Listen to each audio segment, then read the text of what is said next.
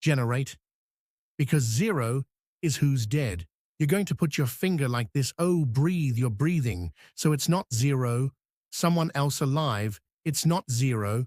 Someone who has a history, it's not zero.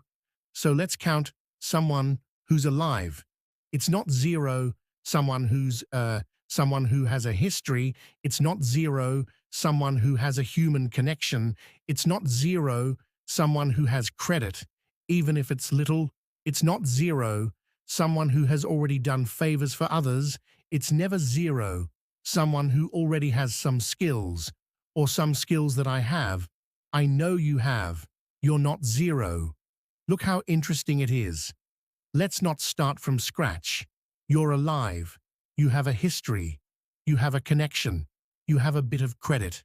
You have skills. You have competencies. You have favors already done for other people. There's something wrong there. You have a lot of resources available. You're not zero because in your head. So what do we have to do? We need to understand how to generate wealth from scratch, people.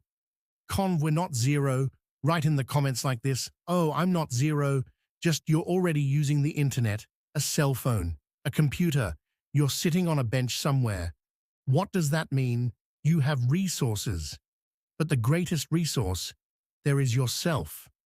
And knowing that you are the greatest resource, there is what's going to happen to you. You're going to say, gee, I'm not zero anymore. Meryl convinced me here, with a few words that I already have. Too many resources, what's happening? T, applying this resource wrong. I'm not making progress on this resource. Something wrong is happening. And then, these days of the family's first rich PRF, we can work it out together. So let's do it. When I asked you, you're alive, it means you can't give up. Right is then I can't give up. Why can't you give up? Because there are people who are zombies, the person even breathing. She plays dead, that is, she may be breathing. But she's given up, so it's not giving up. You start learning a business, you have to interrupt. But the loss comes out. Every loss is welcome, as long as you're generating value. So you talk like this, oh, I want to have a wealthy mentality.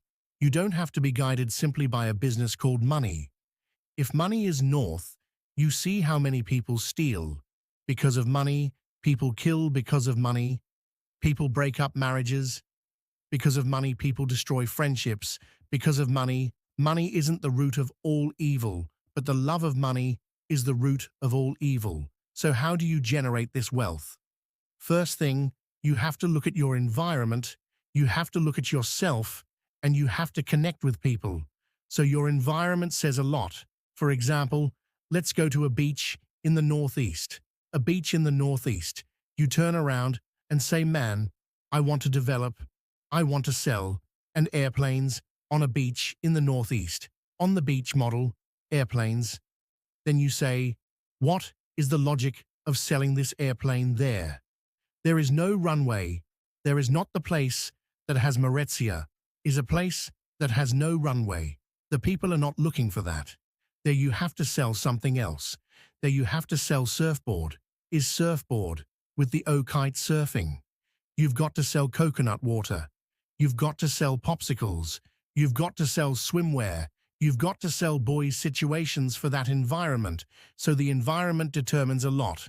There are people who don't pay attention to the environment, because if you pay attention to the environment, the person will say, well, there's something wrong. I'm not selling what needs to be sold. For example, let's sell ice to Eskimos. If ice is the most normal thing, let's sell sand to the guy who lives in the desert. But I know people just like you who sell sand in the desert and ice to Eskimos. Apart from exceptional cases, what's the logic of making this kind of sale? What's the logic of thinking that you're going to make a lot of money with this kind of business? It's illogical.